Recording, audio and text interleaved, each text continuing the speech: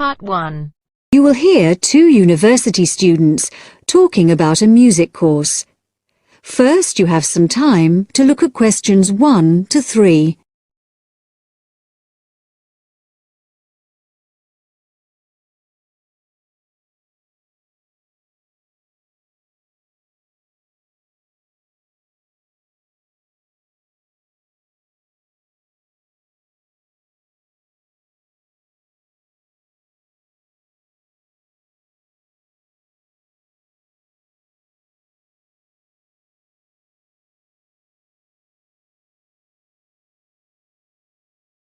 Josie, come in.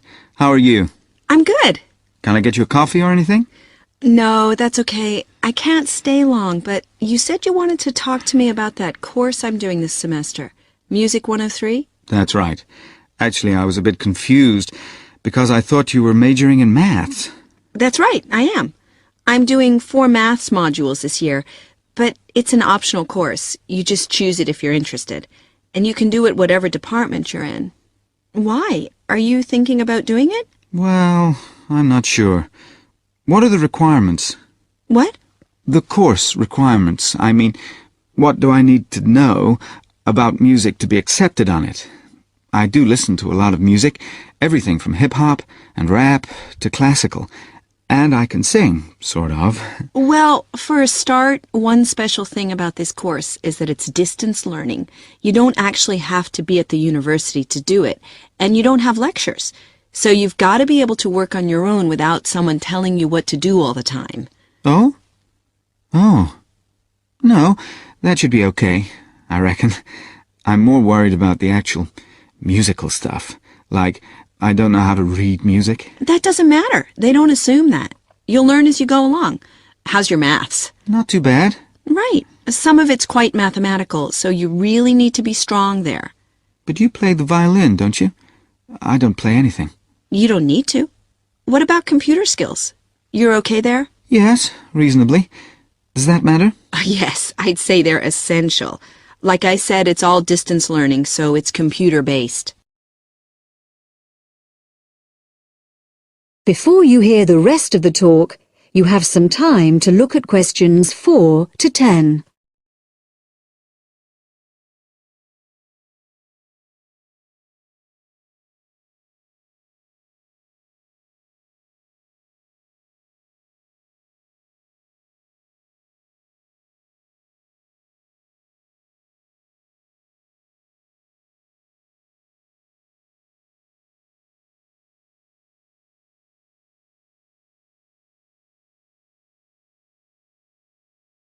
But what about lectures?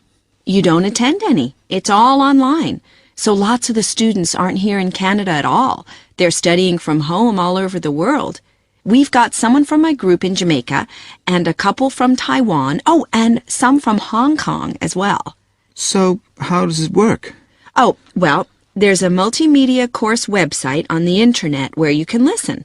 You can listen and watch at the same time. And of course, you can do it at your own pace. So if you don't understand something, you just go back. Or if you want some more examples of the music, there are links there to things that you can listen to. There's quite a lot of theory, but it's all done through musical examples, so it's practical at the same time. Like in the last module I did, we looked at a bit of the music from the movie Star Wars. The Darth Vader theme, you know. Dum, dum, dum, dum, dum, dum. Yeah. Yeah. Then we looked at a theme from Wagner's Tristan and Isolde. Do you know it? Written in the 1850s. And we could see there were all sorts of parallels between them.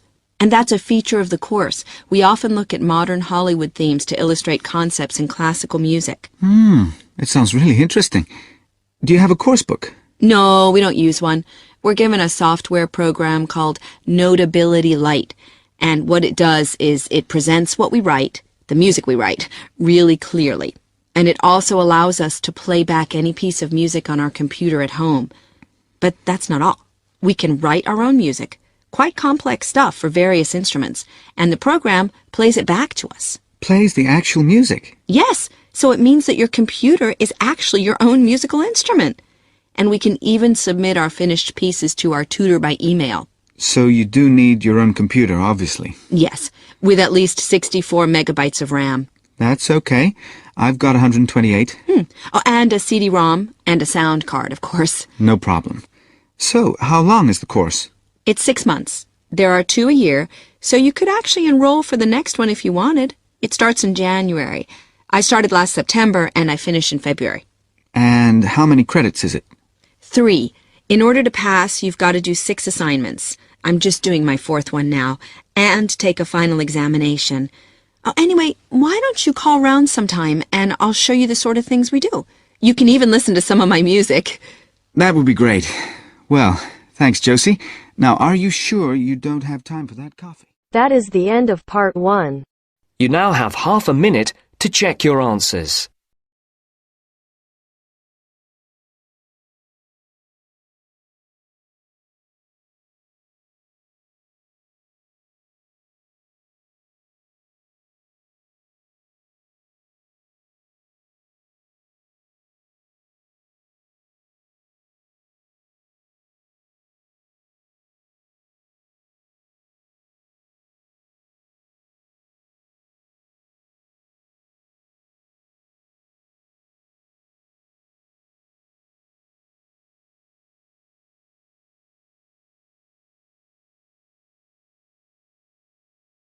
Now turns to part 2. Part 2. You will hear a tour leader giving information about a bus tour. First, you have some time to look at questions 11 to 15.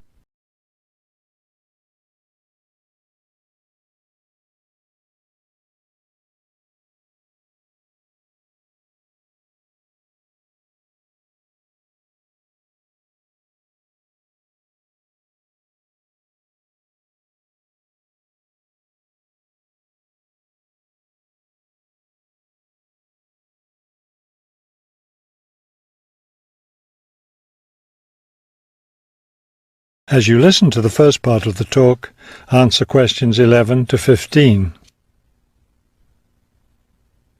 Thank you for choosing City Tours. The reason so many people choose our tours when visiting this city is because you can design your tour to suit your own interests. Your all-day pass entitles you to board our bus at any stop and stay as long as you like at each place. The all-day bus pass costs $18 for adults. Children between the ages of 5 and 12 pay half the adult fare, and children under 5 ride for free.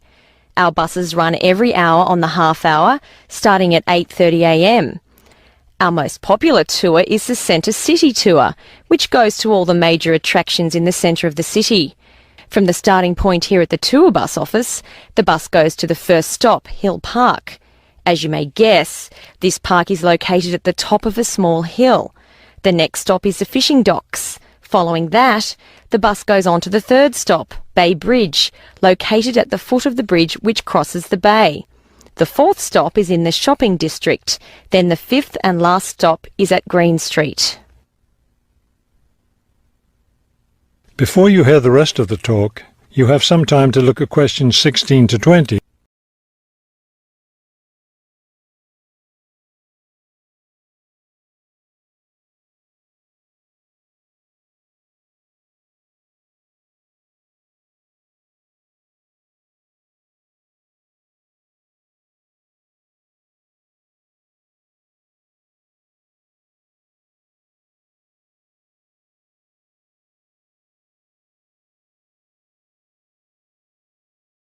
Now listen and answer questions 16 to 20. There are many interesting things to do and see on the Centre City Tour. At the first stop, you can enjoy a spectacular view of the bay, the city, and especially of the fishing docks, which are located at the foot of the hill. At the second stop, you can walk around and look at the boats. Fresh fish from the bay is also for sale here, since this is the place where the fishermen bring in their catch. The next stop is where some of the city's finest seafood restaurants are located, so you might want to plan a lunch stop here. You can eat fresh fish here, prepared in the traditional local way. The fourth stop is, of course, where you can do your shopping. Don't miss the opportunity to purchase some of our city's famous handmade baskets. You'll want to take several home as souvenirs of your visit to our city. Finally, at the last stop on the tour, you can visit one of the oldest buildings in our city, the theatre. This building was built over 400 years ago and is still used today as a place to see plays, musicals and other performances, as well as our annual film festival. That is the end of part 2. You now have half a minute to check your answers.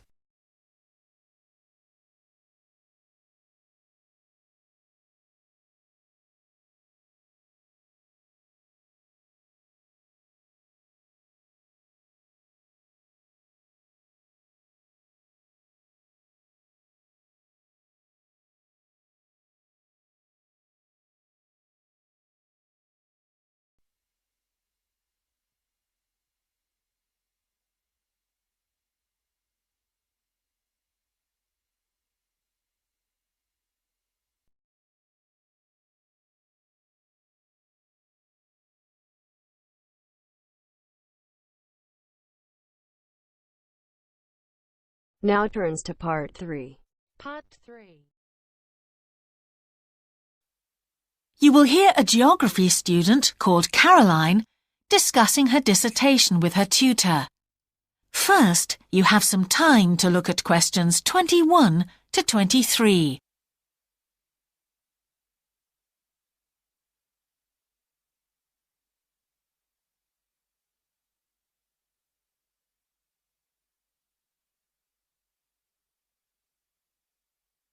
Now listen carefully and answer questions 21 to 23. Ah, Caroline. Come on in, sit down. Thanks. So how's the dissertation planning going? Well, Dr. Shulman, I'm still having a lot of trouble deciding on a title. Well, that's perfectly normal at this stage. And this is what your tutorials will help you to do. Right.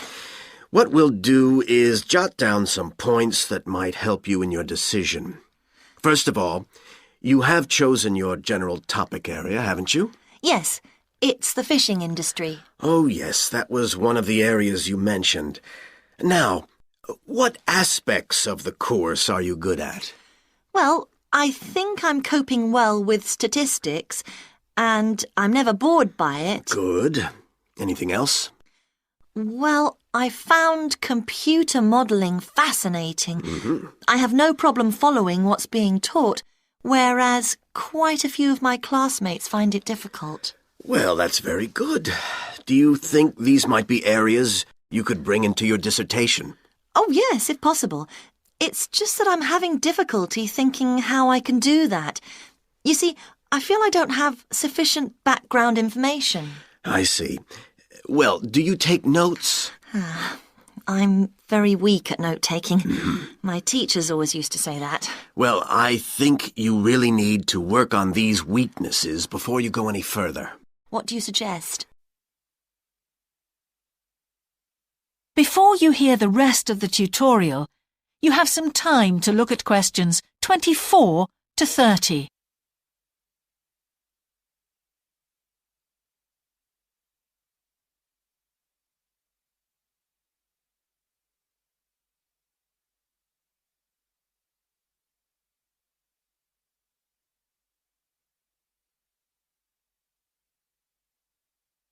Now listen and answer questions 24 to 30.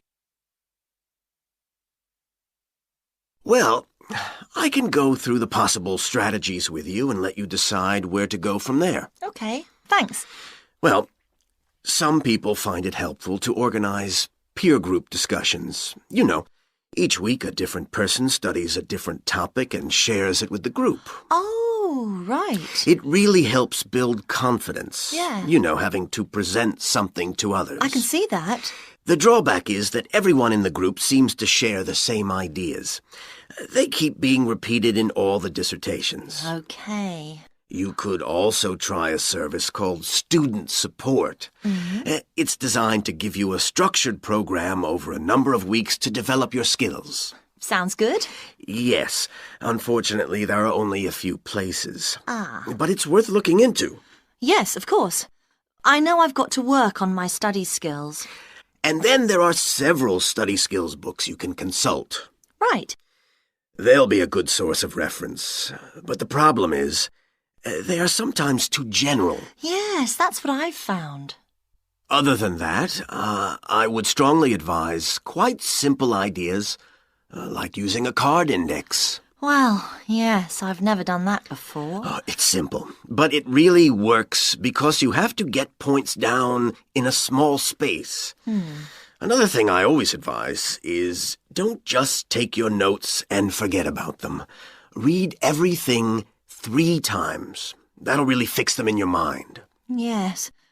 I can see it'd take discipline, but... Well, if you establish good study skills at this stage, they'll be with you all your life. Oh, yes, I completely agree. It's just that I don't seem to be able to discipline myself. I need to talk things over. We'll be continuing these tutorials, of course. Let's arrange next month's now. Let's see. I can see you virtually any time during the week starting the 22nd of January. What about the 24th? I'm free in the afternoon. Sorry, I'm booked then. What about the following day? The Thursday? Yeah? I can make the morning. Fine. We'll go for the 25th then. That's great. Thanks.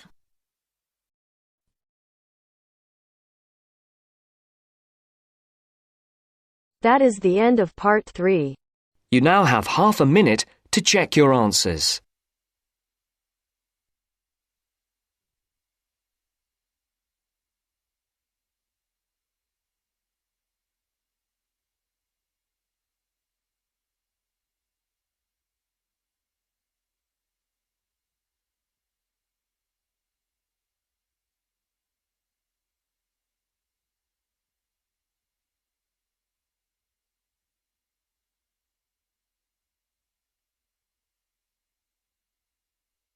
Now turns to part 4.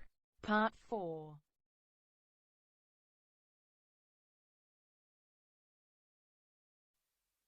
You will hear part of a lecture about an experimental design for a house. First, you have some time to look at questions 31 to 40.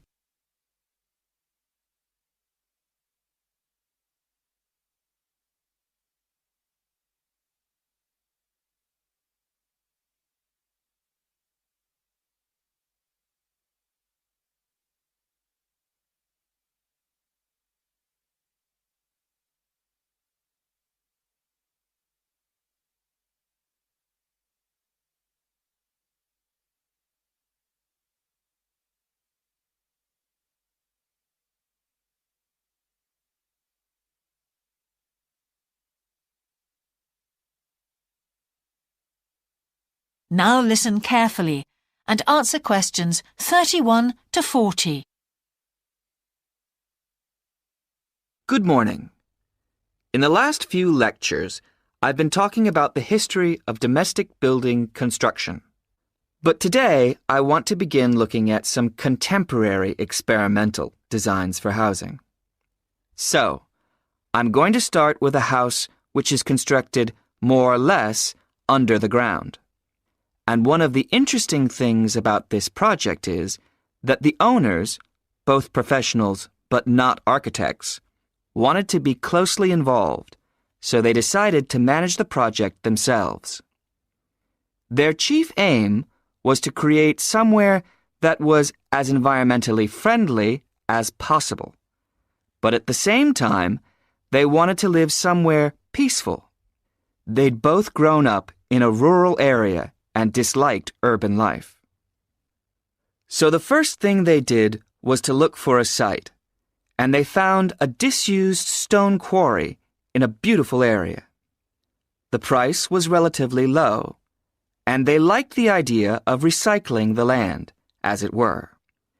As it was, the quarry was an ugly blot on the landscape, and it wasn't productive any longer either.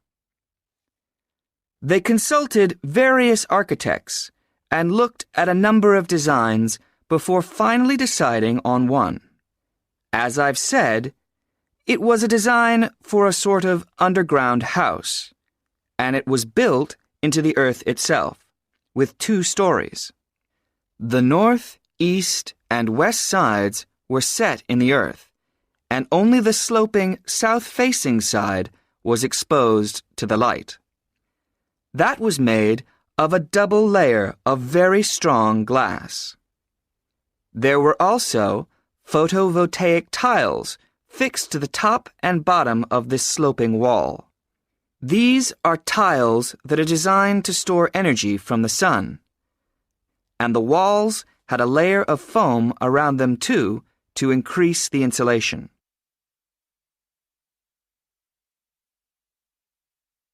Now, what is of interest to us about this project is the features which make the building energy efficient. Sunlight floods in through the glass wall, and to maximize it, there are lots of mirrors and windows inside the house. That helps to spread the light around. So that's the first thing. Light is utilized as fully as possible. In addition, the special tiles on the outside convert energy from the sun and generate some of the house's electricity.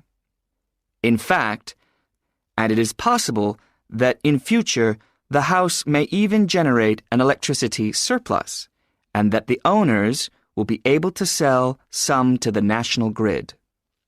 As well as that, wherever possible, recycled materials have been used. For example, the floors are made of reclaimed wood, and the owners haven't bought a single item of new furniture. They just kept what they already had. And then there's the system for dealing with the waste produced in the house. This is dealt with organically. It's purified by being filtered through reed beds which have been planted for that purpose in the garden. So the occupants of the house won't pollute the land or use any damaging chemicals. It's true that the actual construction of the house was harmful to the environment, mainly because they had to use massive amounts of concrete, one of the biggest sources of carbon dioxide in manufacturing. And, as you know, this is very damaging to the environment. In total, the house construction has released 70 tons of carbon dioxide into the air. Now that's a frightening thought.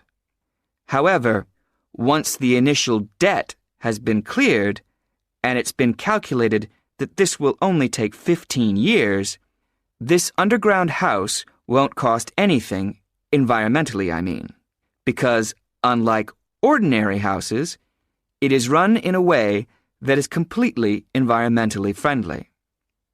So, eco-housing like this is likely to become much more. That is the end of part 4.